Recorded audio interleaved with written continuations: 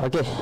Assalamualaikum warahmatullahi wabarakatuh dan selamat pagi. Alhamdulillah saya diberi kesempatan untuk berkongsi sedikit informasi ataupun berkongsi sedikit pengalaman kami di Jabatan Pertanian Negeri Selangor berkisar kepada bertopik iaitu nilai estetika herba. Sebelum itu saya ingin mengenalkan diri saya dahulu. Nama saya Muhammad Ali Salim bin Samsudin. Saya berkhidmat sebagai pegawai pertanian di bahagian pembangunan industri tanaman Jabatan Pertanian di Selangor. Okey. Alhamdulillah pada pagi ini saya diberi mandat dan diberi kepercayaan untuk berkongsi dengan pengalaman Jabatan Pertanian Negeri Selangor, khususnya dan amnya Jabatan Pertanian Malaysia untuk bercerita mengenai berkongsi dengan tuan-tuan dan puan-puan mengenai dalam masa 1 jam ini berkongsi berkenaan dengan nilai estetika herba. Okey, apa yang dimasukkan nilai estetika herba tu nanti kami akan kupaskan. Dan sebelum tu insya-Allah pada hari ini tuan-tuan dan puan-puan yang bersama langsung dengan saya di FB Live Jabatan Pertanian Negeri Selangor, tuan-tuan akan bersama dengan saya lebih kurang 1 jam untuk kita berkongsi ilmu, dan dalam masa lebih akan ada sesi soal jawab, question and answer berkenaan dengan persoalan dan permasalahan yang tuan-tuan rasa tak berapa faham sangat. Tapi tak apa, kami akan cuba untuk menjawab segala persoalan yang terbaik mungkin dalam masa 2 jam bersama saya pada hari ini. Dan kita ada ruangan komen kat situ. Untuk ruangan komen kat situ, tuan-tuan boleh tanyakan sebarang permasalahan yang insya-Allah yang orang kata saya boleh bantu. Saya juga dikenali sebagai kat laman media sosial iaitu Abang Ed. Abang Ed akan kupaskan sedikit sebanyak mengenai herba. Okey, kalau tuan-tuan dah mulakan, jom kita bersama dengan saya. Right, topik kita pada hari ini adalah seperti yang diwakilkan dalam Jabatan Pertanian Negeri Selangor, ialah nilai estetika herba. Okey, nilai estetika herba, apa yang dimasukkan dengan estetika, apa yang dimasukkan dengan herba sebenarnya. Okey, yang menjadi topik perbualan hangat terutama dalam orang kata benda ni, perkara ni dia bangkit semula. Okey, menjadi tumpuan terutama dalam kita sedang bertarung dengan pandemik COVID-19 coronavirus ni lah. InsyaAllah tuan-tuan dan puan-puan yang mendengar dan boleh menjadikan ini sebagai satu ilmu baru, sebagai satu hobi dan sebagai satu perkara yang boleh menjana pendapatan tuan-tuan dan puan-puan. Okey, selepas era insyaAllah pasca COVID-19. Okey, jadi kita balik pada topik kita pada ini adalah nilai estetika herba. Okey. Alright, so kat situ ada maklumat saya, tuan-tuan boleh tengok daripada tempat saya bertugas dan email saya. Okey, so kita pergi pertama. Okay, next slide. Okey, kalau tuan-tuan tengok dekat sini kalau tuan-tuan tengok dekat sini ada dua gambar yang menggambarkan kisah herba. Okey, pertama tengok dekat sebelah kiri tu, ini gambar fresh ketika itu di zaman tengok ada kod yang data pasal COVID-19 semua tu. Kat situ nak ceritakan usahawan herba. Jadi antara pembekal utama tongkat ali. Individu ini merupakan usahawan herba yang terkenal di Pahang. So sekarang dia mengusahakan tongkat ali. Tapi kena ingat, tongkat ali yang digunakan ni bukan untuk membuat perubatan. Okey, bukan untuk perubatan, bukan untuk sebagai kapsul, tapi digunakan untuk sebagai kosmetik. Kat situ boleh ke tongkat ali buat kosmetik? Sebenarnya boleh. Ada tim dia, ada dia punya dia punya khasiat dia untuk buat kosmetik. Biasanya tongkat ali untuk makan kesihatan, tapi tongkat ali dia buat kosmetik. Tongkat ali saja dia buat untuk kosmetik. Okey. Sebelah gambar tu sebelah pula baru saja dilancarkan sempena Hari Peneroka 2020, iaitu Perdana Menteri melancarkan herba Perdana Menteri lancarkan lembah herba di Fedah Krolak. Satunya satu individu indikasi yang terbaik untuk kita berkecimpung semua dalam bidang herba. Okey. Alright. Next. Okey, kalau kita tengok kat sini, topik saya adalah nilai estetika herba. Nilai kita tahu lah value. Okey, apa yang dimaksudkan estetika? Kalau estetika dekat sini, kalau kita tengok kan, dia ada 6 cabang dalam estetika yang disebut. Estetika ni adalah satu perkataan yang bermaksud cantik. Cantik dari pandangan mata, dari segi fungsi dia, dan juga ia membawa rasa. Okey, etnobotani, emosi, unik dan etnik. Okey, etnik adalah estetika adalah dia akan masuk pada etnik. Okey, dan saya kat sini saya akan kupaskan mengenai etnobotani. Okey, lepas ni Okey, yang kedua pula, apa yang masukkan herba? Sini orang selalu confuse. Herba ni dia kata mesti ingat setengah-setengah tanaman saja dia kategorikan sebagai herba. Sebenarnya tidak. Okey, herba ni adalah apa juga tanaman, tumbuhan yang mempunyai nilai tinggi dari segi perubatan, khasiat makan dan baunya. Boleh tak kita kategorikan sebagai pokok durian, pokok herba? Okey, memang durian dah tahu pokok buah-buahan, tapi sebenarnya dia ada function yang selain daripada makan, dia ada function yang boleh menyediakan salah satu elemen herba. Okey. Kedua, herba digunakan secara meluas dalam masakan, perubatan dan kecantikan. Okey. Masakan, perubatan, kecantikan biasanya lah. Okey. Seterusnya, herba pula untuk kegunaan luaran dan dalaman. Okey, herba ni untuk kegunaan luaran dan dalaman pada diri kita lah. Dan yang terakhir pula, herba merupakan satu tanaman yang dikategorikan sebagai daripada pokok teruhan, pokok renik, pokok menjala, pokok rumpai, pokok tanaman dan pokok akuatik. So kalau you all tengok keempat-empat masuk yang herba kat sini lah, you all tahu semua tanaman yang ada function, ada fungsi, ada nilai dia, kita boleh kategorikan sebagai herba. Dia tak spesifik. Okey, dia tak spesifik pada tanaman-tanaman herba tertentu saja. Okey, alright. Kat situ kalau tuan-tuan dapat maklumkan, tuan-tuan dapat fahamkan mengenai nilai estetika herba, nilai estetika, apa masuk estetika, apa masuk herba, tuan-tuan kini kita akan memula. Ya, kita akan mula mengatakan bahawa ada satu nilai yang baik, ada potensi yang besar dalam herba ini, bukan sekadar untuk tujuan-tujuan tertentu saja. Okey, next. Kalau kat sini saya ingin bawakan kepada, ada juga kat sini pada kalau saya tengok kat sini kan, yang lihat FB live ni ada juga daripada penjawat awam yang ingin belajar pegawai dan kaki tangan Jabatan Pertanian. Kat sini saya ingin ambil peluang, ada juga ada saya tengok situ yang join tu ada juga orang awam lah daripada public yang ingin join kan. Kat sini saya ingin tekan kat sini adalah estetika lah, maksudnya ethnobotany. Ethnobotany adalah satu kajian saintifik mengenai traditional knowledge dan custom of people concerning plant on their medical, religious and other uses. Maksudnya fungsi satu tanaman tu dikaji untuk mendapatkan mencari kesesuaian, okey, kesesuaian untuk penggunaan dari segi makan, dari segi perubatan, dari segi kepada keagamaan. Itu masuk ethnobotany lah. Okey. Alright. So, next. Ethnobotanical, tanaman, tumbuhan ethnobotany. Tumbuhan ethnobotany adalah macam mana tumbuhan itu boleh memberikan impact fungsi yang menarik daripada sudut menyediakan makanan, buat perubatan, okey, dan sebagai pewarna makanan dan pelbagai lagi, iaitu fungsi ethnobotany tanaman tu adalah daripada tanaman tu sendiri, tumbuhan tu daripada pokok, daun, batang dan bunga dan buah lah. Okey. Alright, next. Okey, kalau tuan-tuan tengok kat sini tuan-tuan tengok kat sini, okey, saudara-saudari di rumah sama ada ataupun di pejabat ataupun di mana juga anda berada, okey. So, tengok kat sini, tengok pokok-pokok herba daripada pelbagai kategori. Sebenarnya ada di sekeliling kita. Saya tengok dekat Shah Alam sekarang ni saya secara langsung dekat Jabatan Tanah Negeri Selangor Shah Alam. Dekat Shah Alam ada satu pinggir jalan yang tanah dengan pokok Tamarindus indicus, iaitu pokok asam Jawa. Bagus fungsi dia. Okey, tengok. Itu kita kategori sebagai pokok teruhan. Okey, tengok, tuan-tuan mesti nampak pokok ni. Pokok teruhan iaitu pokok tunjuk langit. Pokok tunjuk langit, pokok dia besar. Orang biasanya akan makan, tahu buah dia macam mana, tapi tak tahu pokok dia macam mana. Okey, tengok, pokok ni ada kat pinggir jalan. Ini dikategori sebagai salah satu pokok teruhan untuk dalam segmen herba. Okey, kedua, pokok renik. Pokok renik ada pokok musa kucing, pokok mas cotek, pokok tembaga suasa, pokok menjala, pokok kesidang. Okey, pokok kesidang dan pokok telang. Okey, pokok bunga telang ni sangat sinonim dengan masyarakat di Kelantan, iaitu dia menghasilkan pokok nasi kerabu berwarna biru. Okey. So tanaman akuatik dan juga tanaman akuatik. So tengok kat sini dia pelbagai jenis, pelbagai kategori daripada pokok yang ada dekat Malaysia ni ataupun di negara kita ni boleh digunakan sebagai herba. Sebab apa? Dia ada fungsi dari segi daun, batang, akar, buah, bunga. Banyak. Allah dah turunkan, dah jadikan semua bagai makhluk hidup ni ada fungsinya tersendiri. Okey, untuk kita explore, teroka dengan lebih dalam lagi.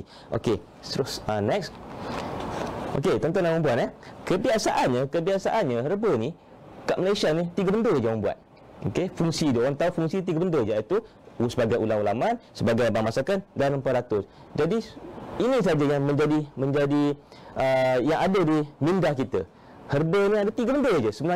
Sebenarnya bukan 3 benda ni saja. Jadi kat sini Jabatan Pertanian ingin menekankan bahawa fungsi herba sebenarnya banyak. Okey, kita berhati So sekarang ni kat kepala kita, herba hanya untuk ulang-ulaman, bahan masakan dan minuman dan juga rempah-ratus. Okey, next. Okey, hakikatnya tengok. Hakikatnya herba ni banyak function. Banyak function herba. Salah satu dia adalah untuk perindustrian. kosmetik, kesihatan, makanan, minuman, keratan bunga segar sebagai studi untuk kanak-kanak sekolah di peringkat awal, prasekolah, sekolah menengah, sekolah tadika, sekolah rendah, universiti dan sebagai elemen. Kalau siapa yang expert dalam herba boleh jadi konsultan kepada satu syarikat tu untuk menghasilkan produk herba, dan sebagai perniagaan, sebagai pelancongan, sebagai terapi, sebagai perubatan, untuk landscape tema dan juga kecantikan. Baru-baru ini saya diberi peluang untuk berkongsi mengenai industri herba dengan Kementerian Pelancongan Malaysia untuk macam mana kita nak jadikan herba ni salah satu segmen penting dalam industri pelancongan Malaysia. Umum mengetahui industri pelancongan dan juga industri kosmetik menyumbang beratusan juta kepada ekonomi negara, termasuklah juga dengan bidang pertanian. Jadi kat sini Jabatan Pertanian ingin mengupas dengan lebih lanjut macam mana kita nak menceburi bidang-bidang tersebut. Alright, so next, apa dikatakan dengan perindustrian? Dengan herba kita boleh buat perindustrian, contohnya sebagai pewarna semula jadi, untuk membuat kaulang serangga perosak, dan berbisa. Dan kita nak buat ink, edible ink. Ink tu maksudnya ink tanaman, ink pewarna makanan yang dihasilkan untuk daripada tanaman-tanaman yang daripada herba, yang ada function. Contoh ink tanaman adalah ink yang boleh makan. Contohnya kalau tuan-tuan ada mengusahakan kek, yang mengusahakan kek, nak buat macam kek frozen lah, kek warna ni lah, kek warna tu, warna biru, warna pelangi lah, warna apa, dia bukan, jadi pewarna itu tidak menggunakan pewarna tiruan. Dia akan menggunakan pewarna yang dihasilkan daripada tanaman-tanaman yang mempunyai function yang sendirilah.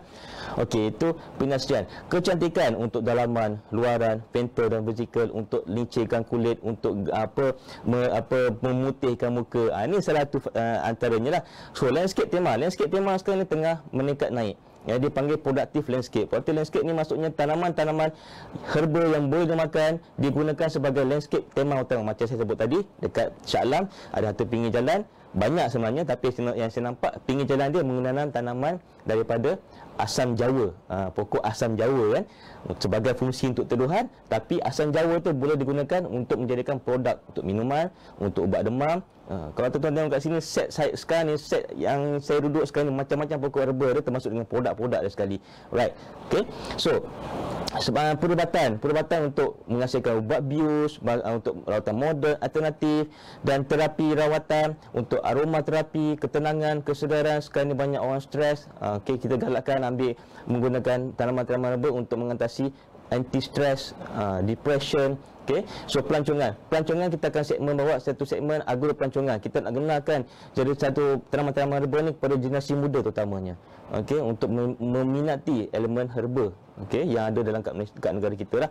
So sebagai perniagaan menggunakan produk-produk spa, yang menggunakan produk-produk herba yang boleh menjadikan elemen, orang kata bila sebuah herba ni dia akan kurang kepada penggunaan kimia. Bukan tak ada langsung, ada, tapi kurang penggunaan kimia. Sebab masyarakat sekarang ni suka menggunakan tanaman-tanaman herba ni sebagai elemen untuk menghasilkan satu produk yang organik, yang mesra alam. Right. So next, ini kosmetik.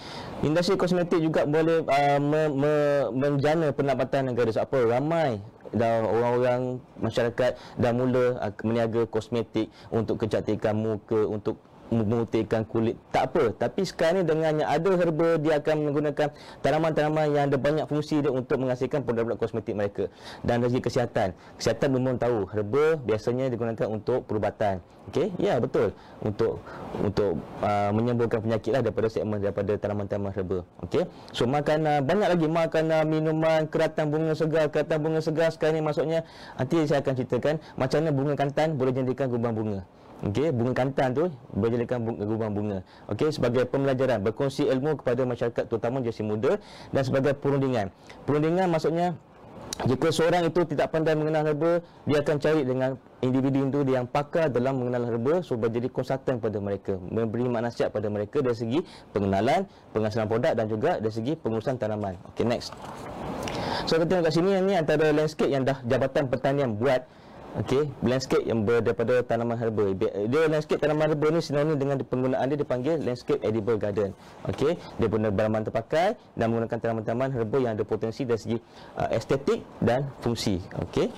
Next. Okey, ini kita tengok dekat Taman Herba Betam. Taman Herba Betam merupakan salah satu taman herba yang terbaru. Okey, tuan-tuan yang belum pergi Taman Herba Betam, boleh singgah. Okey, boleh singgah dekat Pulau Pinang Okey, ini juga Taman Herba Betam yang orang kata di bawah Jabatan Pertanian.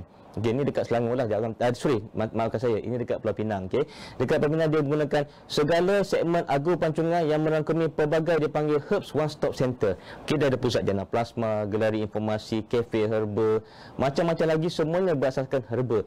Okey, saya pernah pergi ke sini. Okey, dia ada juga menggunakan nasi goreng belala gajah. Sangat catchy, sangat sedap, memang sangat sedap. So ini kita nak tunjukkan kat sini adalah segmen herba bukan sekadar untuk makan, tapi dia boleh bantu dalam menjana pendapatan negara individu dari segi agro pancongan dan sebagainya lah. Okey, ni dekat herba So kau tengok sini dekat Penang, dia ada pusat terapi spa salon, dia ada pusat jana plasma, dia tarik generasi muda untuk berkecimpung dalam berkecimpung dalam bidang herba lah. So sekarang sana saya tengok kat skrin saya dah ada soalan macam mana saya minat agro pancongan, macam mana hendak memulakannya. Okey, sambil tu saya takut saya terlupa nak jawab.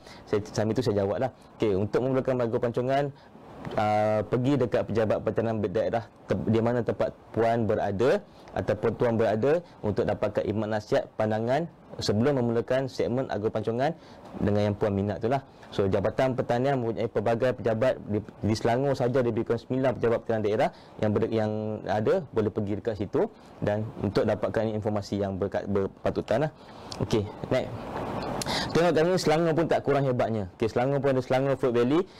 Dia ada dulu Selangor Fruit Valley, apa saya fahamkan adalah banyak tanaman-tanaman buah-buahan, tapi dia dah transform menjadi ada pelbagai banyak taman dalam tu, dan selalu taman dia adalah taman herba. Kat sini saya berani kami tunjukkan kat sini adalah sebab kami merupakan salah satu juga penasihat, okey, yang kata pembimbing juga kepada mereka secara tak langsung untuk menghasilkan taman herba di Selangor Fruit Valley. Okey, kalau tengok kat sini kan, dia ada label, dia ada satu landscape yang menarik supaya orang tak akan jemu hendak pergi ke taman tu, dan dia menggunakan tanaman-tanaman yang ada fungsi, bukan sekadar sebagai hiasan, tapi ada fungsi di sebaliknya. Alright. Okey, next. Kat sini kalau tengok saya ada share gambar berkenaan dengan spa, perindustrian, aromaterapi, produk makanan dan minuman, reflexology, pewarna semula jadi, jus segar, kek keju. Ini antara yang terhasil daripada herba di sekeliling kita. Jadi tuan-tuan dan perempuan yang mengikuti FB sekarang ni, kita buka minda kita. Setiap tanaman yang dijadikan itu mempunyai ada fungsi yang menarik. Ada rahsia di sebaliknya. So kita gunakan, bukan sekadar untuk masakan, tapi bukan sekadar untuk makan terus, tapi dia banyak fungsi dia yang boleh kita explore, yang boleh kita jadikan jana pendapatan kita. Alright. Okay, next. Okey, sebagai pembelajaran, kalau tuan-tuan ada buat agrotourism, menghasilkan taman herba sebagai nak jana pendapatan, okey, banyak cabang dia, iaitu tuan-tuan dan perempuan boleh menggunakan cas masuk ke untuk maintenance, tapi taman herba kita kena lengkap lah, kena ada label, kena ada cerita pasal fungsi tanaman tersebut sebagai informasi kepada pengunjung yang nak ke taman herba kita.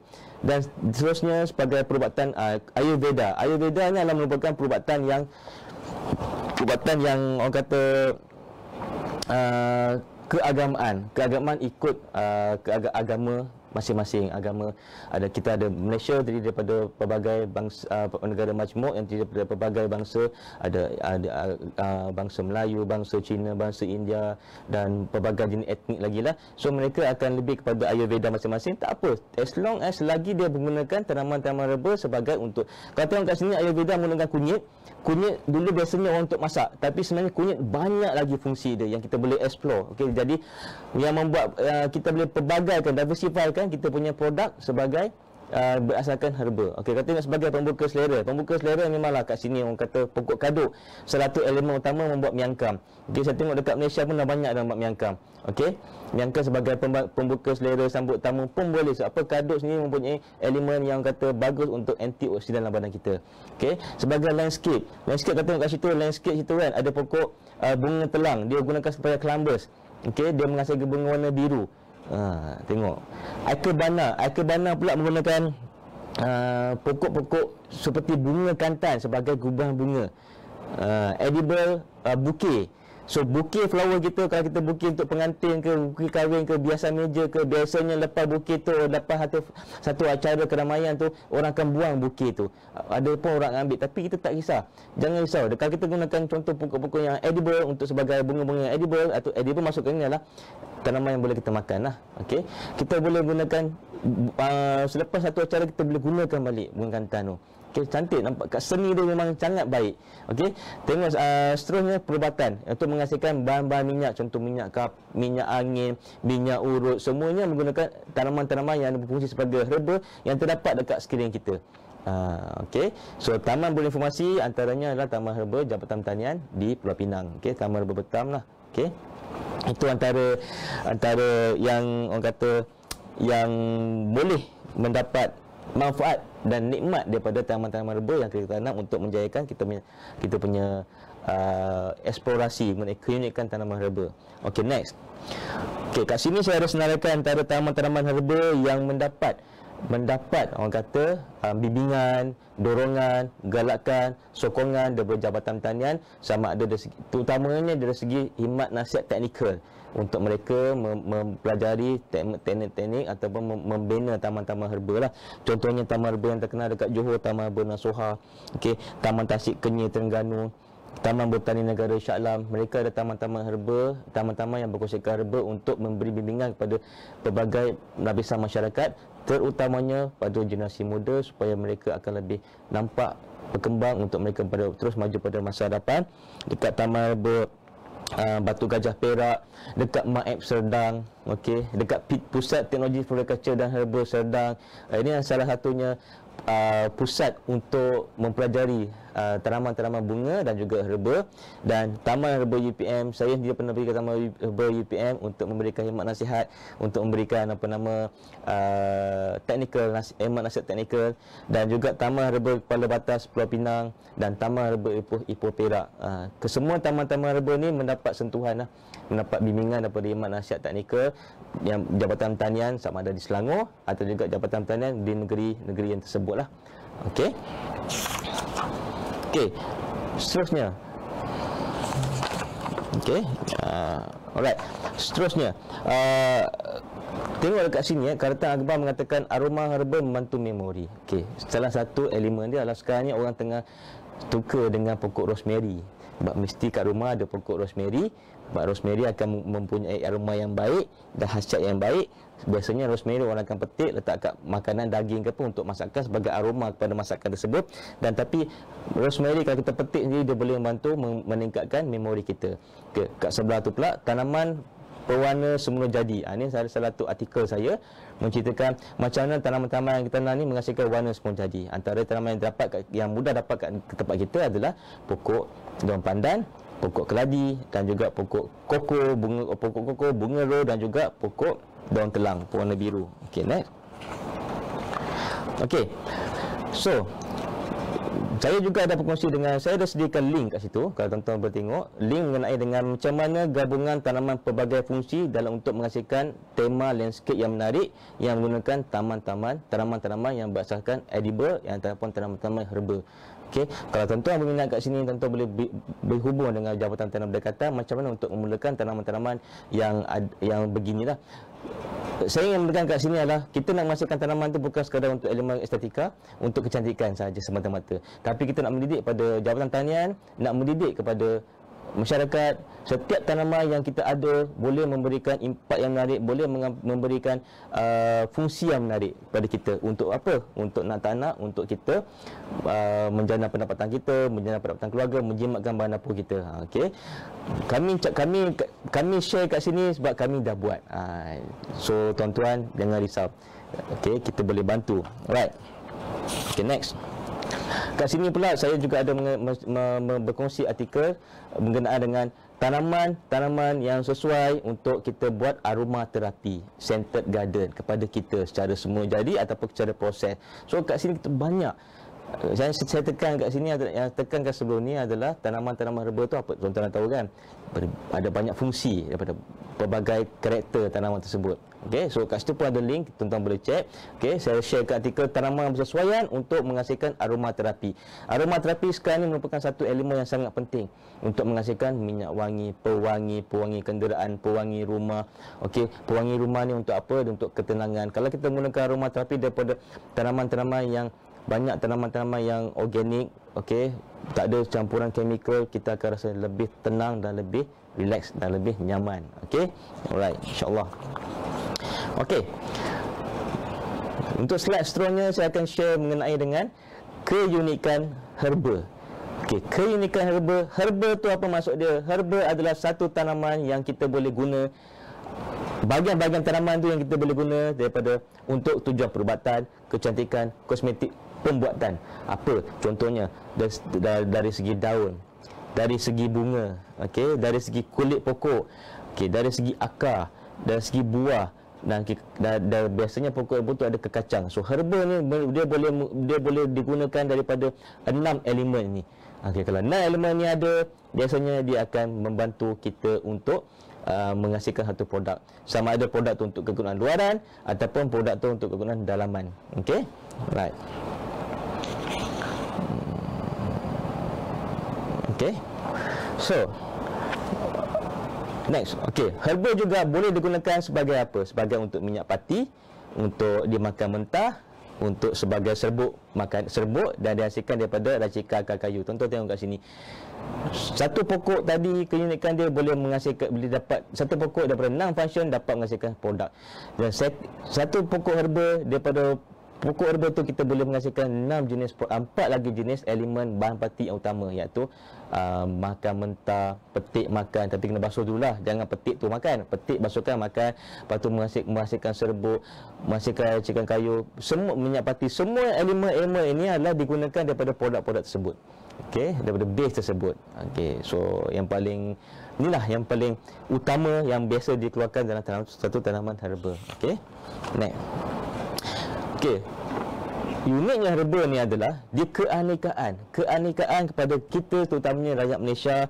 Okey, kalau nak menghasilkan satu tanaman mesti menggunakan tanaman-tanaman yang beremparatus. Ada herb, bunga kantan, serai makan, dia ada halia, dia ada lengkuas, dia ada kunyit dalam tu.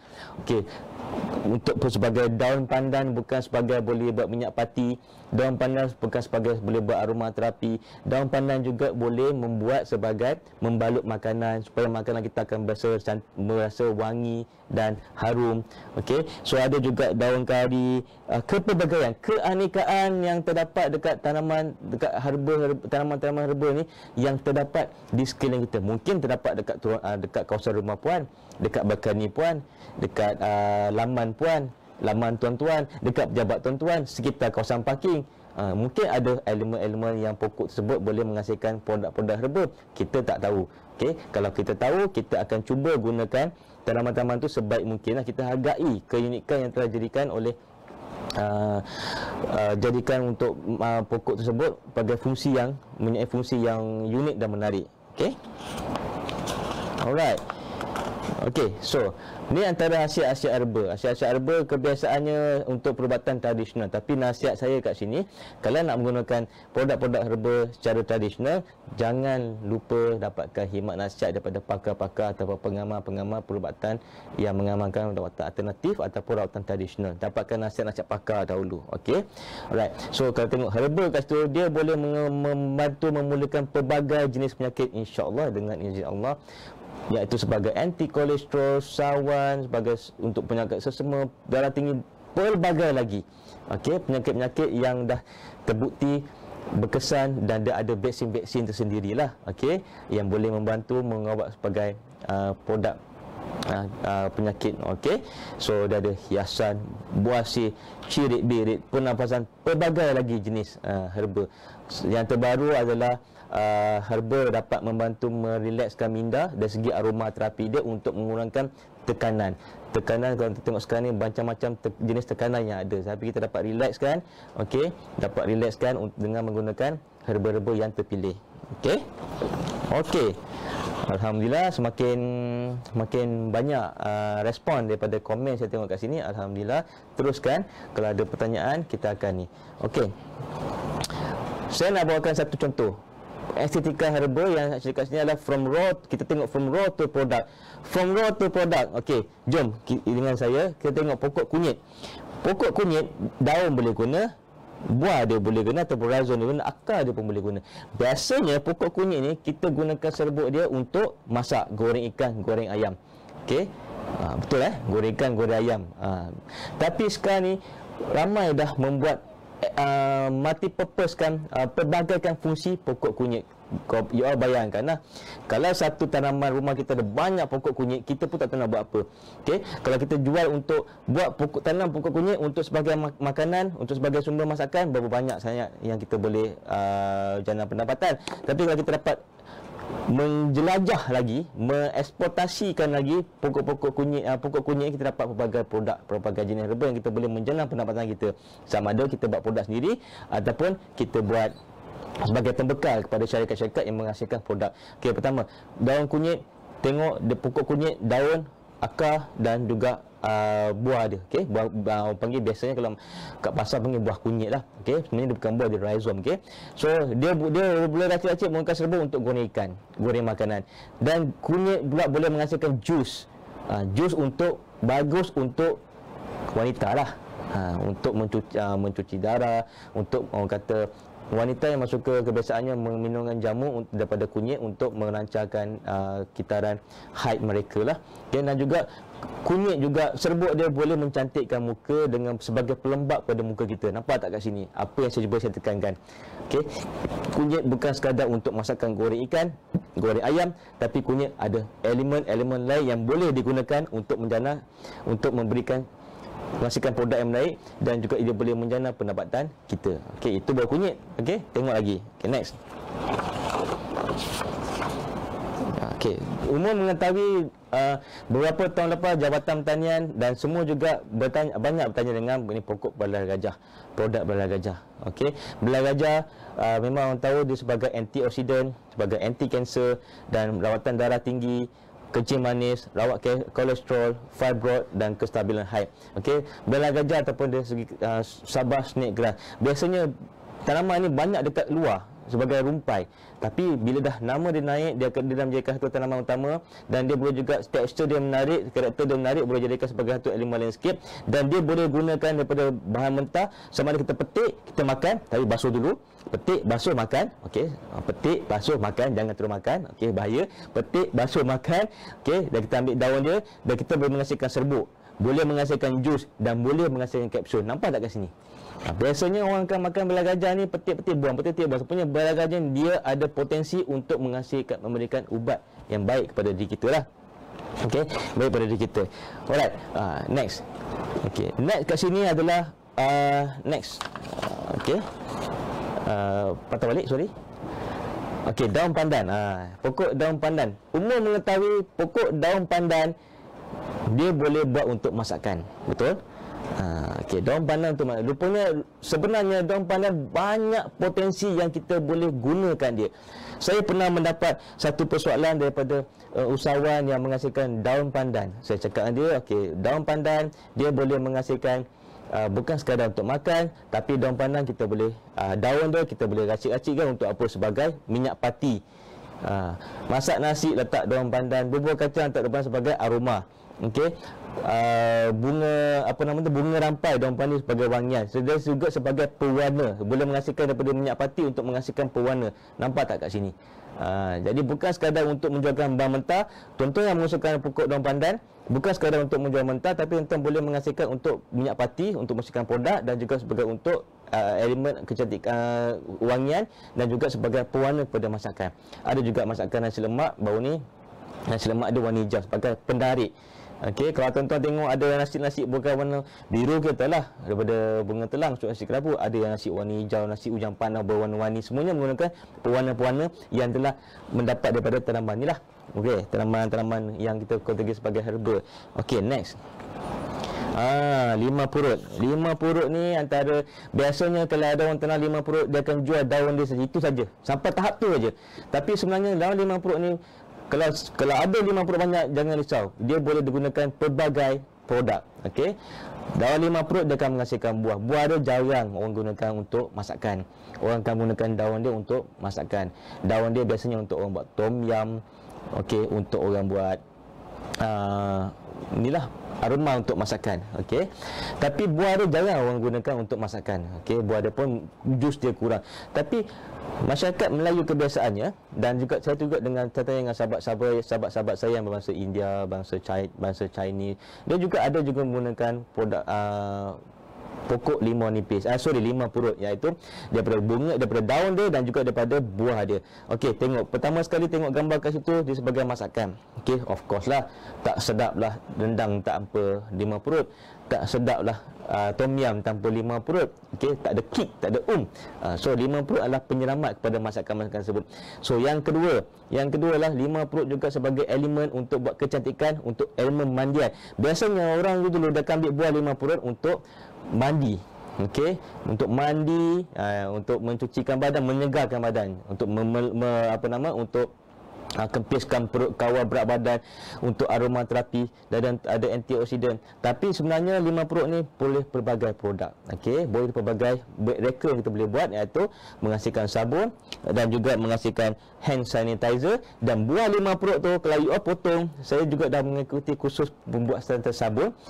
5 perut tu potong, keluarkan biji dia, kita blend, dapatkan, jangan blend sampai hancur, ambil hasil daripada kita kisar tu, kita bersapu kat badan sebagai body scrub original, tuan-tuan dan puan, original body scrub. Basuh kita akan rasa segar, insya-Allah kita rasa nyaman dan kita rasa harum saja. Okey, tu antara kegunaan dia lah. Alright, so next, okey, kita tengok kat sini baru-baru ni zaman COVID-19 ni lah, COVID-19 pandemic coronavirus ni, banyak produk-produk yang telah mendapat sambutan, terutamanya produk kebersihan diri, iaitu sekarang kita tengok kat sini, Universiti Sains Malaysia menghasilkan hand sanitizer daripada salah satu bahan yang digunakan adalah pokok 5 purut. Bahan yang digunakan untuk buat hand sanitizer ke arah organik sekarang ni. Jadi bila sapu tangan hand sanitizer, baunya wangi dan harum. Okay, banyak ada 5 purut. Sek kat kepala, bukan sekadar untuk makan, bukan untuk tom yum, bukan untuk masak rendang dan sebagainya. Ada 5 perut, okey, saya nak buat untuk mandian, saya nak buat untuk minyak pati, untuk hand sanitizer. Banyak. Jadi tuan-tuan dah buka minda tuan-tuan, banyak tanaman yang boleh digunakan sebagai fungsi-fungsi yang menarik. Okey. Right. So, alhamdulillah, teruskan. Alhamdulillah, komen-komen insya-Allah. Kalau ada pertanyaan saya akan cuba jawab. Don't worry. Okey. So, next is pokok kari. Pokok kari. Pokok kari ni, okey, pokok kari biasanya kari untuk masak. Tapi kalau saya pernah baca satu artikel dekat masyarakat di negara India, okey, di negara India, dia menggunakan daun kari pelbagai untuk aromaterapi, untuk melebatkan rambut, untuk masakkan, suburkan rambut, lindungan hati. Saya sendiri, tuan-tuan, makan daun kari ni, makan mentah aja, petik, makan. Sampai satu masa saya mendapat satu tip daripada orang yang lagi berpengalaman daripada diri saya. Dia menggunakan daun kari untuk tekanan darah rendah. Macam mana? Dia ambil daun kari, dia gempar-gempar, dia bau. Banyak, tuan-tuan, perempuan. Dan yang paling orang buat, mestilah daun kari mesti ada untuk lauk kari, berdasarkan kari. Daun kari mesti elemen untuk yang kena ada kalau kita nak menghasilkan ayam goreng. Tak ada daun kari tak syok. Itu satu usahawan yang menjual nasi campur lah, kata, kenapa ada daun kari? Daun kari pembangkit selera, pembangkit aroma pada ayam goreng. See? Banyak tak function dia. Okey, untuk antioksidan, untuk baki kitaran darah, untuk kurangkan berat badan. Okey, saya kat sini ada satu surat, ada satu sudut mengatakan soalan mengatakan buah 5 purut kah buat scrub tu abang Adli? Buah 5 purut, ya. Okey, buah 5 purut tu pengalaman saya dah buat. Saya dah attend kursus, dah belajar dengan orang yang pengalaman. Buah 5 purut tu racik, buang biji, blend dengan blender, letak air sikit, jangan sampai dia cair, ambil scrub kat badan kita. Okey, terima kasih kepada yang bertanya. Okey, scrub kat badan kita, kat kulit kita, dan seluruh badan kita, dah tengah mandi ke apa, boleh lah. Dia akan mencetuskan mood yang baik. Okey, daripada soalan ni daripada Encik Fikri AF. Okey, terima kasih kerana bertanya Cik Fikri. Cik Fikri explore lagi 5 perut tu. Mana tahu nanti Cik Fikri akan jadi usahawan 5 perut yang berpotensi, yang maju dekat negara kita, insya-Allah. Okey, di mana Cik Fikri berada, kalau dekat Selangor tak ada masalah, boleh datang dekat Shah Alam ataupun pejabat yang berada berdekatan dekat negeri Selangor. Tapi kalau Cik Fikri berada dekat jabatan yang negeri-negeri yang selain daripada Selangor, jangan risau. Pergilah dekat jabatan yang berdekatan, minta yang nasihat pada mereka dan mereka boleh membantu. Okey, insya-Allah. Terima kasih atas soalan Cik Fikri. Tanya lagi. Okey. Alright. So next. Okey, pokok kesum. Pokok kesum ni tuan-tuan, puan-puan, biasanya dia sinonim dengan asam pedas. Asam pedas kebiasaannya ada negeri-negeri tertentu yang dia akan yakin dia akan buat produk asam pedas. Contohnya Melaka, Johor yang terkenal dengan asam pedas. Okey, biasanya pokok kesum ni mesti ada asam pedas. Okey, kadang orang takkan ambil daun orang yang berbatang dia masuk dalam inci baru dia masukkan untuk meningkatkan aroma kepada pokok lauk asam pedas kita. Tapi tahu tak, pokok kesum ni boleh digunakan pelbagai, antaranya anti klomomo, anti stres. Okey, anti stres simple saja. Saya belajar dengan lagi pakar. Dia akan menggunakan daun kesum tu, dia ambil, dia racik-racik, dia hancur-hancurkan, dia bau. Okey, dia bau, dia relax, boleh tunggu. Tapi sebab apa? Memang betul. Sebab apa? Daun kesum ni juga dia boleh menggunakan ada satu elemen untuk menghasilkan minyak wangi. Betul tak? Kesum je. Kat jalan, pi longkang, dalam pasu. Set kepada kita, bukan sekadar untuk makan, tapi set kepada kita, dia boleh pelbagai produk yang boleh menjana pendapatan kita.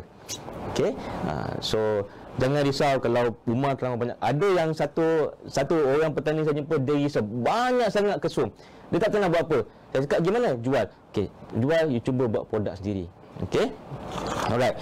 Okay, so next. Okay, next, ini saya memang berada dekat negeri Selangor sekarang ni, Jabatan Pertanian Negeri Selangor. Kalau ada penonton-penonton yang tengok daripada jabatan ni, tengok daripada negeri-negeri Bani FB Live kan, satu Malaysia boleh tengok. Kalau ada negeri-negeri daripada negeri Kelantan, negeri Melaka, diorang akan gunakan pokok-pokok bunga telang ini. Pertama, Kelantan dengan sinonim dia, dengan signature dia menggunakan daun bunga daripada pokok telang untuk menghasilkan pewarna biru, untuk menghasilkan satu dia punya menu rasmi, orang kata sinonim dengan negeri Kelantan, iaitu nasi kerabu. Okey, so kalau dekat Melaka, apa saya faham, sahabat saya daripada Melaka juga seorang Chinese, dia daripada keluarga baba dan nyonya, dia buat kajian, orang Melaka akan gunakan pokok bunga telang berwarna biru ni untuk menghasilkan kuih-kuih tradisional yang berwarna biru. Okey, so sekarang ni dah banyak dah orang dah mula sedar pokok bunga telang boleh sebagai climbers menjala dekat sesi penataan kita, penataan landscape kita, rumah kita. Now, dan daun bunga telang, okey, dia boleh menghasilkan serbuk berwarna biru. Okey, dia boleh menghasilkan bahan daun bunga saja, bunga telang saja. Kalau kering, tapi kena keringkan, kena keringkan, masuk dekat air panas, ada air warna biru. Okey, dia boleh meningkatkan jus air tu warna biru. Kau tengok, apa air warna biru ni? Daripada mana? Segala makanan yang biru-biru, biasa biru ni memang pelik lah. Okey, orang dia ingat dia akan menggunakan pewarna yang tiruan ke. Okey, tapi jangan satu kat sini sebab saya pernah dapat soalan, boleh tak gunakan watercolor? Watercolor jangan. Okey, pewarna yang buat warna-warna jangan. Tapi ada juga color, jangan terkejut, dekat pasaran, kebiasaan dekat negara luar Malaysia pun saya belum nampak lagi. Watercolor, color pencil, dia menggunakan situ edible color. Pewarna tu boleh makan. InsyaAllah satu hari nanti tuan-tuan boleh buat benda sama dekat Malaysia pula. Okey, so bunga telang kat sini, dia boleh makan nasi, buat masakan nasi kerabu, okey, untuk minum saja, untuk buat kek warna biru, okey, kek yang warna purple, tu bunga telang. So bunga telang sangat senang. Dia pakai apa tuan-tuan? Dia pakai hanya menggunakan pancang dan liar. Okey, tapi nasihat saya kat sini, bila petik bunga telang ni, basuh, jangan terus masak, jangan terus makan, bahaya. Basuh, jaga kebersihan, okey? Right. So tengok tak, dia boleh merawatkan ulcer. Ulcer saya sendiri pernah mengalaminya. Ulcer. Benar, saya ambil bunga telang tu, saya kesipkan dekat tempat ulcer tu. Alhamdulillah, adalah sikit pembaharuan, penyembuhan daripada ulcer saya daripada bunga telang sebutlah. Okey. Alright. So, kat sini cuba tengok pelbagai contoh yang saya dapat tadi tu, yang saya ceritakan kat sini adalah dia bukan sekadar untuk makan, tapi ada function yang menarik. Kalau tuan-tuan tengok kat sini dekat side saya ni ada satu pokok bunga raya warna putih. Pokok bunga raya warna putih ni dia menghasilkan satu bunga yang menarik. Tak apa, bunga yang menarik dia warna putih, tapi khasiat dia sejak turun-temurun dia percaya oleh pelbagai bangsa dan agama dekat Malaysia ni, Islam, Chinese, India, Hindu, semua tu. Sebab saya tanya dengan kawan-kawan saya, diorang kata tahu daun daripada pokok bunga raya putih ni, dia boleh membantu mengurangkan suhu badan kita, mengurangkan demam. Ambil saja daun tu, basahkan, letak dekat dahi. Dalam masa sama dia cantik, dia warna putih. Dekat situ saya sebutkan estetika tu. Sebab setengah-setengah masyarakat dia kata rumah saya mesti ada pokok bunga raya putih. Tak apa, dia rasa untuk demam. Okey, kalau macam kawan saya berbangsa India, dia kata rumah saya mesti ada pokok nim, Cak Ali, apa untuk sakit kulit. Okey, itu maksudnya estetika. Nak kata nak relatekan dengan etnik-etnik yang ada dekat Malaysia ni. Okey, alright. So kita sama balik berkenaan dengan estetika herba, iaitu keunikan pokok telang. Antara satu artikel yang keluar, telang menjadi pewarna remedi semua jadi. Okey, kat situ tadi saya ada sebutkan bahawa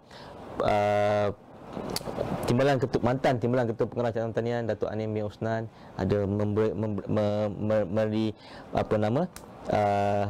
cerita mengenai dengan tanaman telang. Okey, alright.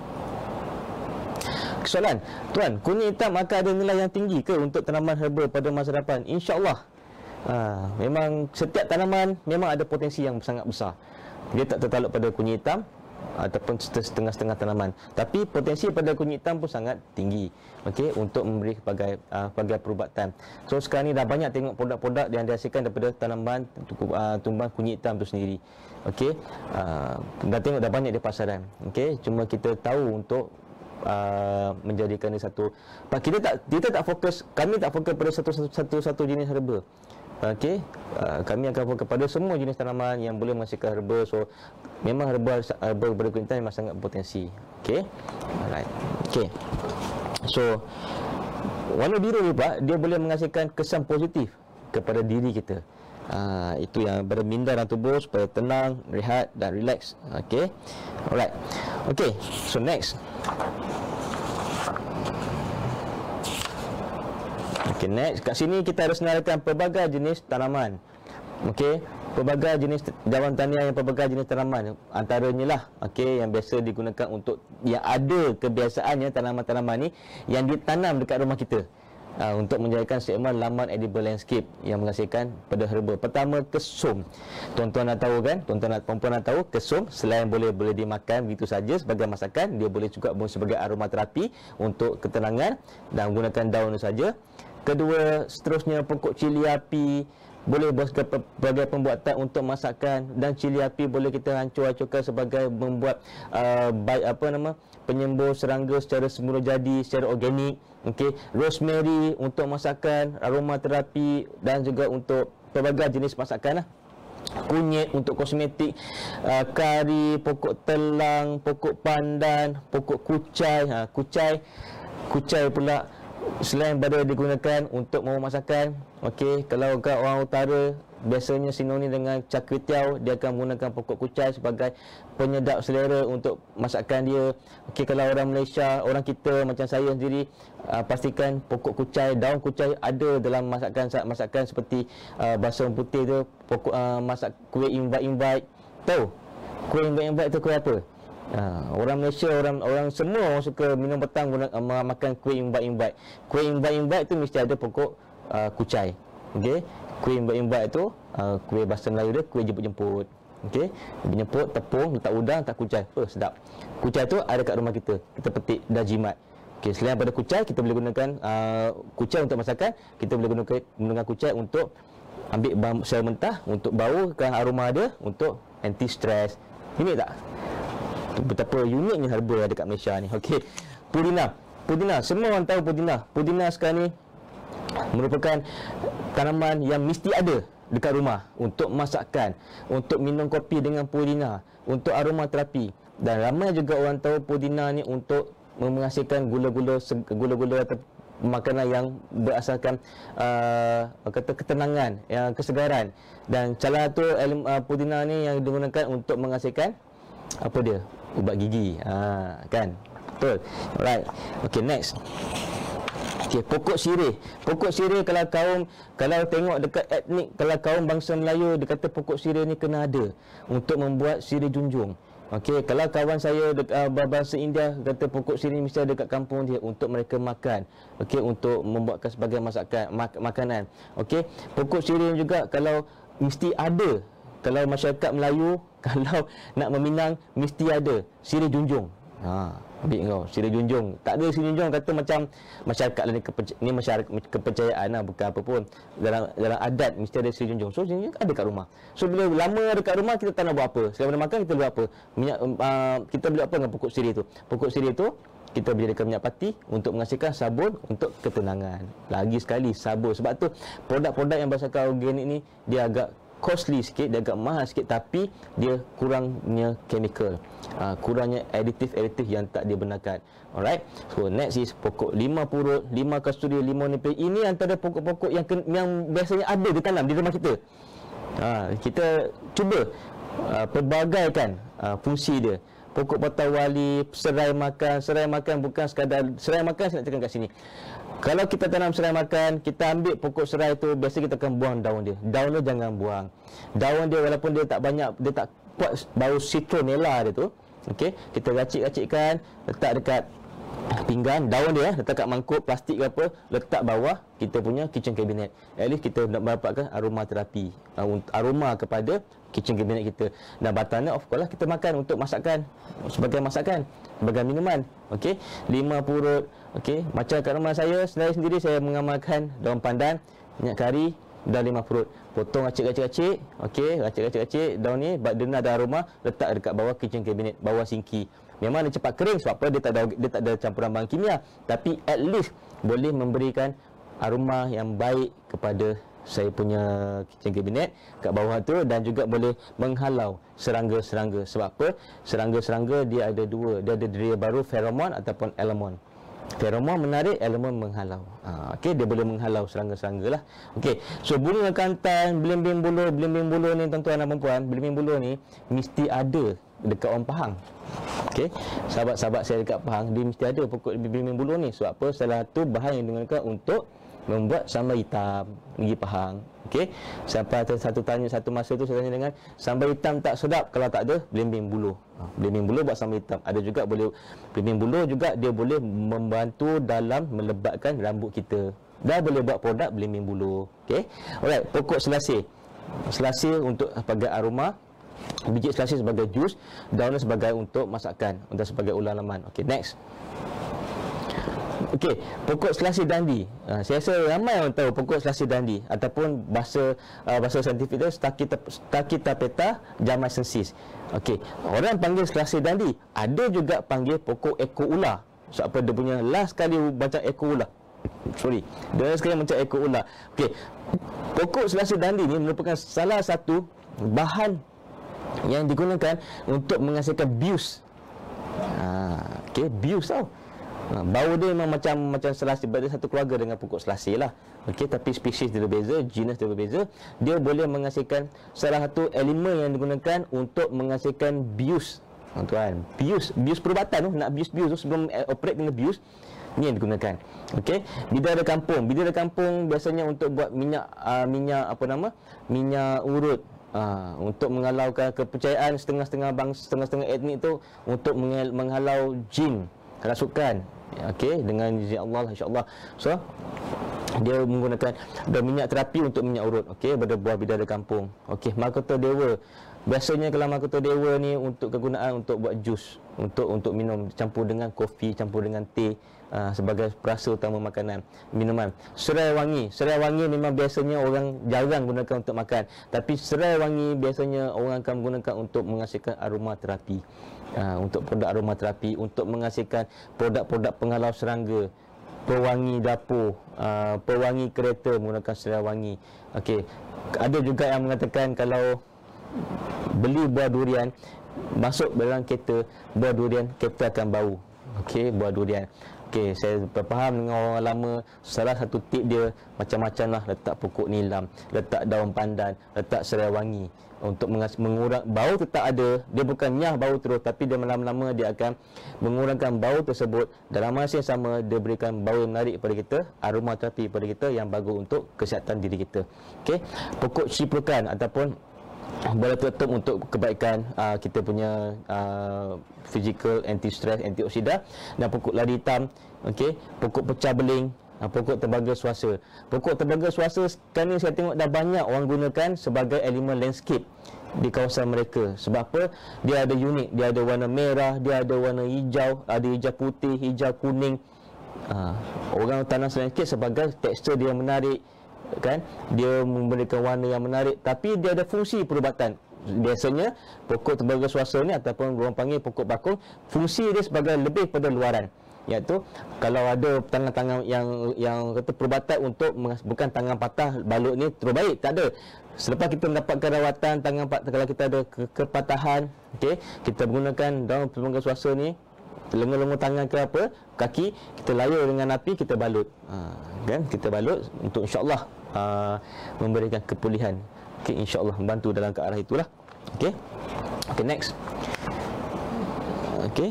So dia ada banyak lagi ya. Kat sini saya ada apa, pokok pedu bumi, misal kucing, pokok peria katak, pokok kaduk, pokok lempoyang, pokok pegaga. Okey. Alright. Kat sini kalau kita tengok kata-kata akhbar yang menceritakan herba ni unik, bukan sekadar untuk ulang-ulaman, bukan sekadar untuk makan, tapi ada function-function yang unik yang memberikan banyak manfaat kepada kita. Okey, alright. Okey, saya betulkan jap. Antaranya lah tengok daun kesum mampu rencat sel kanser.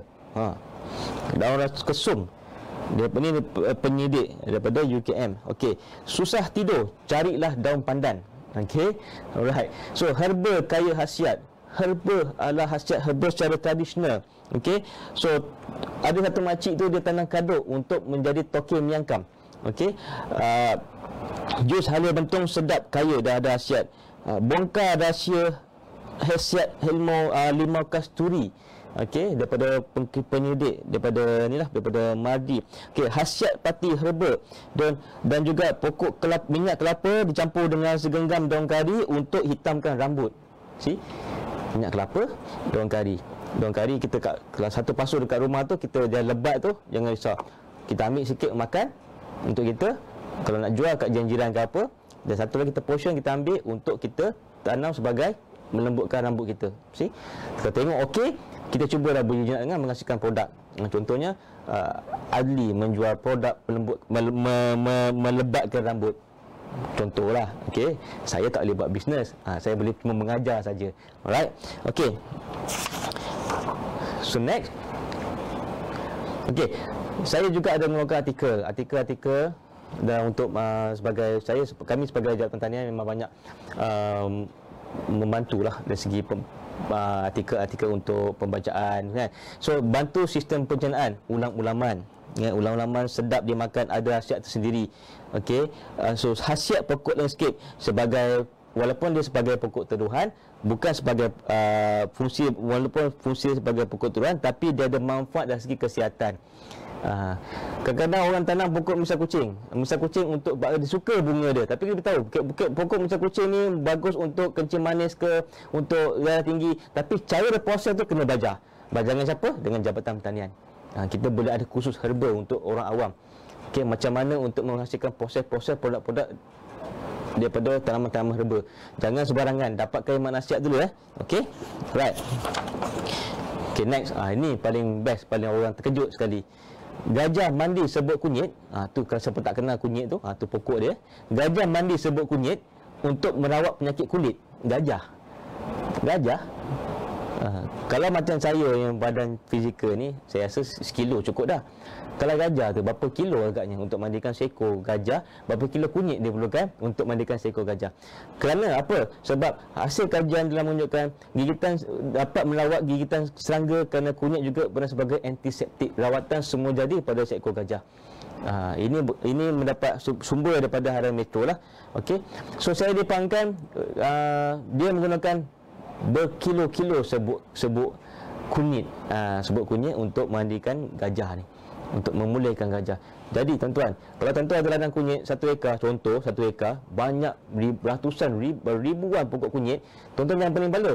Okey, kunyit saya untuk makan satu, kunyit saya untuk makan sendiri satu, untuk menjual pada pasar-pasar tani ke pasar-pasar malam ke apa semua, dan separuh tu berkaitan pemprosesan, bioproduk pemprosesan daripada tanaman kunyit tu sendiri, untuk perubatan, untuk kosmetik, untuk sumbang kepada zon negara.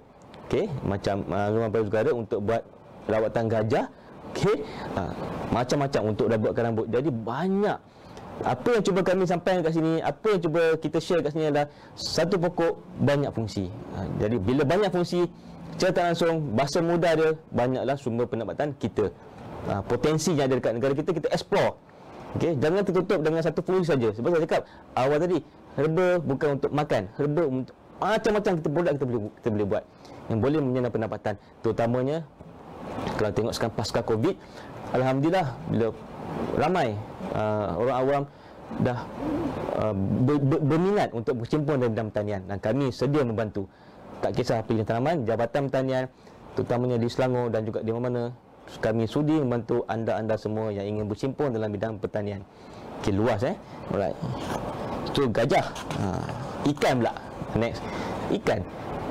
Penyidik telah membuat ikan merawat herba, merawat penyakit ikan. Ini kepada pengusaha-pengusaha ikan lah, kolam-kolam ikan yang ternak secara komersial untuk ekspor dan untuk ekspor ke luar negara, pengusaha-pengusaha ikan. So kalau nak mengelakkan ikan tu, kena merawat ikan tu menggunakan beberapa bahan yang telah diluluskan oleh Kementerian Kesihatan, iaitu dia menggunakan herba. Okey. Antaranya dia menggunakan sirih, antaranya dia menggunakan aloe vera, menggunakan pecah beling, pokok lembu ni. Dia gabungan ke semua ini, dia menggunakan hasil untuk dapatkan ubat untuk menghasilkan antibiotik untuk memberikan sistem imun kepada ikan. Nampak tak? Ikan pun, bukan manusia je, ikan. So siapa yang ada aloe vera lepas ni, pecah beling lepas ni, bolehlah bantu. Okey, saya nak sharekan satu perkara. Pengalaman saya semasa saya pergi ke Melaka. Okay, beberapa tahun lepas lah, saya jumpa dengan insan. Alhamdulillah saya jumpa dengan, ini kisah benar saya nak share dengan tuan. Saya jumpa dengan insan yang menggelarkan diri dia Mak Bidan. Mak Bidan. Okey, Mak Bidan ni kebiasaannya lebih kepada etnik yang Melayu lah. Okey, tapi saya tanya dengan Mak Bidan tu, dia dah merawat pelbagai wanita bersalin pelbagai bangsa, Melayu, India dan China lah. Okey, saya tanya dia, apa yang Mak Bidan buat? Mak Bidan kata dia pergi rumah tu, dia buat treatment, lepas tu dia kata dia akan bergalakkan wanita yang melahirkan anak tu, lepas nak memulihkan, energizkan balik, memulihkan tenaga wanita tu, mandi bunga, mandi wangian, kan. Memang orang kata dia panggil proses pantang. Saya tanya dengan Mak Bidan tu, apa yang digunakan? Dia gunakan pokok jambu batu, daun pandan, daun lemuni, daun serai ni, pokok limau, menggunakan sebagai elemen. Dia akan cari pokok-pokok yang dekat sekitar kawasan dia. Lalu saya cabar dengan Mak Bidan tu. Apa kata Mak Bidan? Saya kata, Mak Bidan, pokok ni mudah tanam. Apa kata Mak Bidan tanam jadi pokok-pokok ni dan menghasilkan satu produk dalam sup bunjuk ke apa. Jadi tetamu datang beli, beli nak ada pakai Mak Bidan, beli. Alhamdulillah dia buat. Okey, dia buat ketika itu, dia bagi respon yang menarik, dia baik, dia buat, terima kasih. So dia ada satu kompon, dia akan tanam tanaman-tanaman yang digunakan tu untuk menghasilkan satu produk dia sendiri. Apa jenama pun saya tak tahu lah, tapi jenama dia sendiri. Dia menggunakan, dia bawa pergi buat treatment, dia menggunakan produk dia sendiri untuk memberikan treatment kepada pelanggan-pelanggan yang dah percaya dengan servis dia. Okey. Okey. Itu kisah Mak Bidan. Anda agak macam mana? InsyaAllah boleh, yakin boleh. Kami Jabatan Tanian sedia membantu anda. Jangan bimbang. Jabatan Tanian ada di Selangor dan saya ulangi, ada seluruh Malaysia. Dah kira anda mana berada, datanglah. Okey, mana dengan Selangor, insyaAllah boleh jumpa tim-tim kami di Jabatan Tanian di Selangor. Okey, ada satu soalan. Soalan ni daripada Encik Khairul Azmi. Khairul Azmi, terima kasih. Soalan kepada Encik, mana soalan tadi? Tak nampak. Okey, soalan Cik Khairul Azmi. Untuk penghasilan produk herba selain Jabatan Tanian, adakah agensi kerajaan lain yang boleh libat sama untuk tak nampak. Sorry Cik Khairul Azmi, kita baca. Kecil kasih boleh? Kecil. Okey, untuk kecil sikit. Menghasilkan selain pertanian, adakah agensi kerajaan lain yang boleh libat sama untuk kolaborasi? Alhamdulillah, itu yang memang Jabatan Tanian hendak. Okey, kami pun lebih kepada ejen pengembangan, atau lebih bahasa mudahlah, Jabatan Tanian ni dah dua, dia panggil penguatkuasaan, dan juga dia panggil ejen pengembangan, extension agent. Bahasa semudah dia konsultan lah. Okey, boleh, memang sangat digalakkan. We are not stand alone, tapi we lead. We boleh menjadi, orang kata, leader kepada penghasilan herba-herba yang Tuan Khairul Azmi tanya tadi itulah. Tak ada masalah. Cuma kami sebagai pemula, di mana Tuan Azmi berada, saya sebagai contoh. Okey, Tuan Azmi ni berada di mana? Okey, dan niat Tuan Azmi untuk menghasilkan herba tu, Khairul Azmi tu menghasilkan herba tu di mana? Sebagai contoh, kalau Tuan Khairul Azmi ada sebidang tanah dekat Sepang, contoh, itu tanah milik Tuan Azmi, Tuan Khairul Azmi. Tuan Khairul Azmi yang bercubira bidang herba. Okey, so Tuan Khairul Azmi boleh pergi dekat pejabat pertanian daerah Sepang. Mereka sudi membantu, satu, dan mereka akan tinjau keadaan tanah kawasan untuk kesesuaian tanaman apa, dan kami akan memberikan bimbingan jenis-jenis tanaman herba yang minat itu, dan kami juga akan melalui satu rantaian networking dengan agensi-agensi lain yang dalam bidang tanian seperti penyelidikan dan juga pemasaran. Kita akan bantu berkolaborasi bersama dengan agensi ini untuk memastikan Cik Khairul Azmi mendapat bimbingan, mendapat bantuan dari segi khidmat nasihat teknikal yang sepatutnya. Alright. Okey, so pemata hati. Terima kasih Cik Khairul Azmi atas bertanya. Tak ada masalah. Pemata hati pula bertanya, di sini ada benih sayur dijual ke? Okey, Jabatan Pertanian memang ada benih sayur yang untuk dijual lah, tapi kita bergantung kepada kedapatan benih-benih tersebut di stesen-stesen lah. Okey, you all boleh pergi mana. Kalau janganlah pergi stesen tu bila habis mengajuk, jangan risau. Ada. Tapi Jabatan Tanian juga ada melakukan skim pengesahan baja benih kualiti yang bermutu daripada bahagian Kawalan Kualiti Jabatan Pertanian untuk memastikan benih-benih tanaman yang dijual di luar tu mendapat pengesahan daripada Jabatan Pertanian. Tuan-tuan jangan risau. Kalau beli dekat luar pun boleh. Okey, memang ada usahawan-usahawan yang jual benih tu yang mendapat orang kata pengesahan dari si kualiti daripada Jabatan Tanian melalui bahagian Kawalan Kualiti Tanaman Jabatan Tanian. Di Selangor pun ada. Okey, terima kasih. Yang soalan lagi, ada soalan lagi? Alright, so tak usah lagi, saya teruskan. Tadi gajah, ikan, manusia macam-macam. Okey, manusia macam-macam. Ada juga menghasilkan, tuan-tuan benda yang simple, tuan-tuan, perempuan, benda yang simple. Bedak sejuk biasanya warna putih. Bedak sejuk daripada beras untuk memberikan kelembapan, kesegaran pada muka kita. Bila orang tengok bedak sejuk warna biru, orang dah kagum. Wow, biru. Jadi boleh tarik kita punya keunikan perniagaan kita, bedak sejuk warna biru. Simple saja, bedak sejuk warna biru dan menggunakan warna daripada bunga telang. Warna kuning menggunakan warna daripada kunyit. Bunga kunyit campur beras, bedak sejuk, memang orang kata insya-Allah ada dia punya nikmat dia. Okey. Alright. So, next. Kat sini saya ada gariskan 5 jenis panduan yang utama. Panduan yang utama jika kita nak berkecimpung dalam bidang herba, menjadikan produk sebagai jana pendapatan kita untuk membantu ekonomi negara, insya-Allah. Pertama, panduan penjagaan. Kurangkan penggunaan baja kimia. Saya cakap kurangkan, bukan tak ada langsung, kurangkan. Okey, baja kimia bagi mengawal aktiviti mengawal sangga rosak, penyakit dan pada tanaman herba.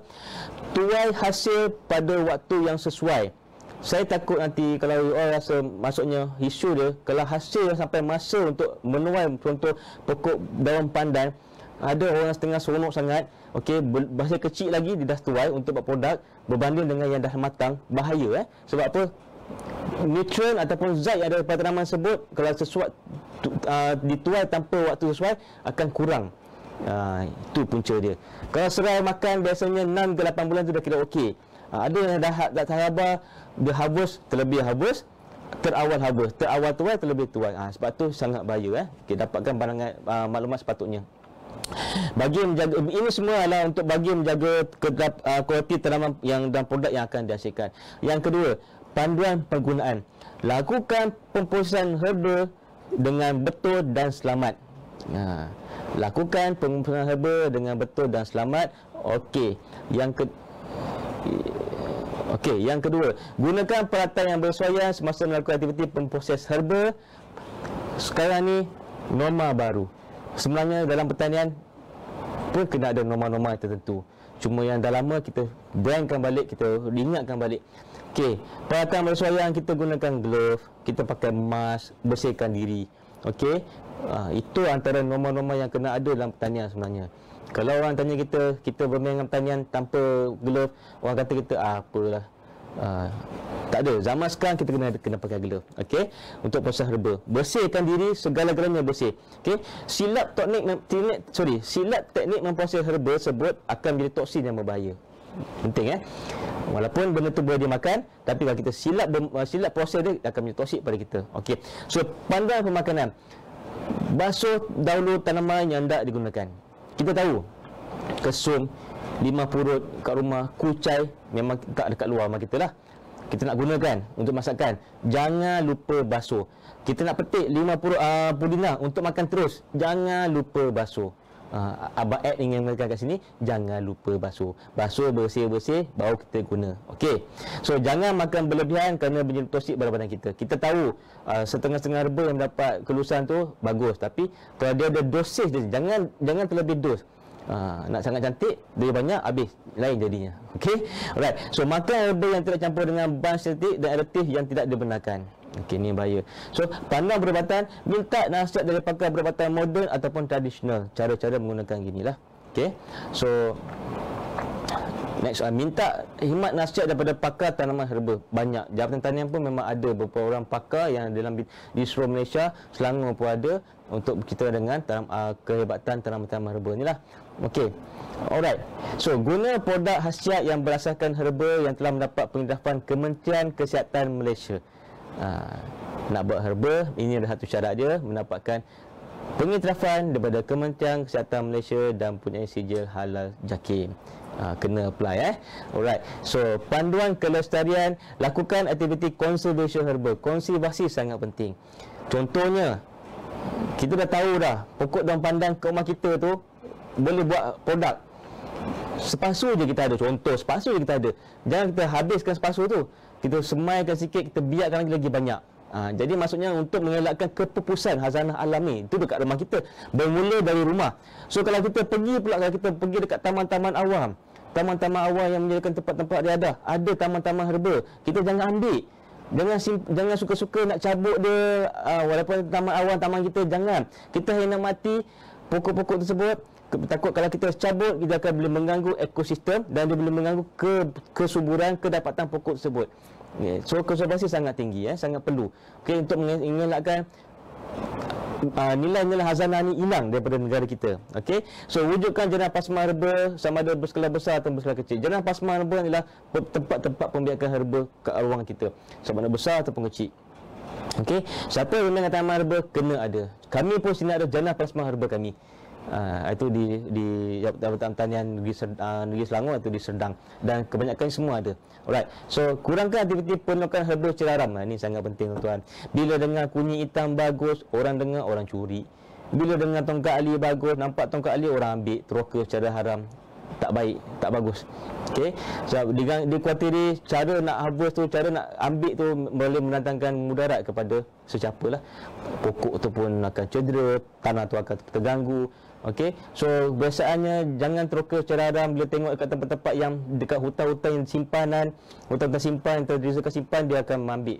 Jangan So lakukan teknik tuaian yang betul, iaitu dengan dari kaedah tuaian dan juga tempoh masa tuaian yang betul. Okey. Alright. So ada soalan tadi daripada si Y Wong. Pokok cili tuan jangan okey, pertama, pokok cili padi lama boleh hidup. Okey, pengalaman saya memang lama boleh hidup. Kalau kita tahu jaga, tahu pada permulaan, tahu menggunakannya. Okey, sebab orang tanya pokok cili padi kalau dekat tanah lama hidup, dekat pasu sekejap je rasa. Kenapa ya? Okay, beza, umar pun berbeza kan, tapi kena pandai jaga dan kena pandai lakukan. Kalau ada serangan perosak dan penyakit, secara umumnya kita kena buang lah, jangan biarkan lah. Contohnya orang juga tanya dengan saya, pokok kesum dekat tepi longkang je, Cik Ali, kenapa dekat rumah susah nak hidup? Okey, boleh hidup, tapi kita kena tukar cara. Mentaliti kita, pokok kesum kat longkang, longkang pun boleh hidup, apa lagi kat rumah? Bila longkang kita akan ambil lewa, ambil leka, ambil mudah. Sebenarnya kita kena jaga betul-betul, siram betul-betul sampai satu masa, awal pagi, lewat petang, berurusan dengan mereka secara profesional. Walaupun mereka tak nak cakap pokok lah kan, insyaAllah. Okey, insyaAllah boleh. Yang pertuan daripada CY1. Okey, yang kedua, soalan seterusnya, NDA Firas, Tuan, jabatan mana yang boleh buat R&D untuk mengkaji hasil tanaman herba ya? Okey, Jabatan Tanian juga ada khidmat nasihat teknikal mengenai khasiat-khasiat herba. Okey, tapi agensi yang melakukan penyidikan adalah seperti UPM, universiti dan agensi di bawah Jabatan Tanian, seperti di bawah Kementerian Tanian mengenai MARDI lah. Tapi kami lebih kepada agensi yang melaksanakan pengembangan. Okey, insya-Allah. Apa pun datang jumpa kami dulu di mana-mana anda berada, pejabat pertanian daerah berdekatan dengan anda. Kami akan cuba untuk memberikan khidmat nasihat terbaik, apa yang kena buat daripada A to Z, kat mana nak pergi, kat mana nak buat, dan tuan akan diberi khidmat nasihat yang orang kata keutamaan. Moto kami adalah anda diutamakan. Okey, right. Next, kat sini saya tulis pokok viral. Semua kenal pokok viral kan, yang menjadi hangat perbualan di negara kita ketika ini. Alright. So orang kata dia boleh jadi vacuum cleaner. Sebenarnya tidak. Okey, pokok bukan vacuum cleaner. Sini yang nak gagas ni, pokok adalah lidah mak mertua. Dia pokok, semua pokok lah, dia boleh menepis haba. Okey, tapi orang kata pokok ni beracun ke apa semua. Okey, sebenarnya setiap pokok ada. Kalau pokok tu beracun, kita tengok tak apa-apa pun, kita jangan makan, kita jangan apa pokok tu kan, tak apa. Saya bukan nak kupas pasal pokok ni lah.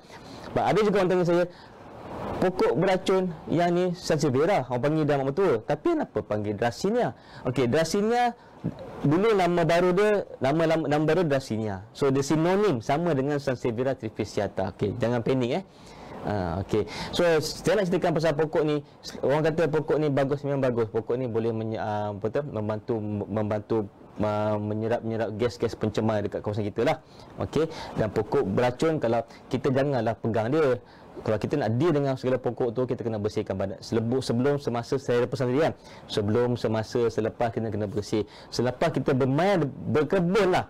Berkebun tak kisahlah pokok beracun ke pokok tak beracun. Selepas kita berkebun, kita jangan lupa bersihkan diri kita, bersihkan tangan kita sebelum kita berurusan dengan aktiviti-aktiviti lain. Kalau tuan ada kebun 5-6 ekar, pokok pandan saja, pokok serai saja, apa juga tanaman, berkebun, selepas bersihkan tangan sebelum kita buat aktiviti lain. Okey, pokok viral ataupun pokok Dracaena trifasciata, okey, Sansevieria trifasciata, okey, dia dalam keluarga asparagus.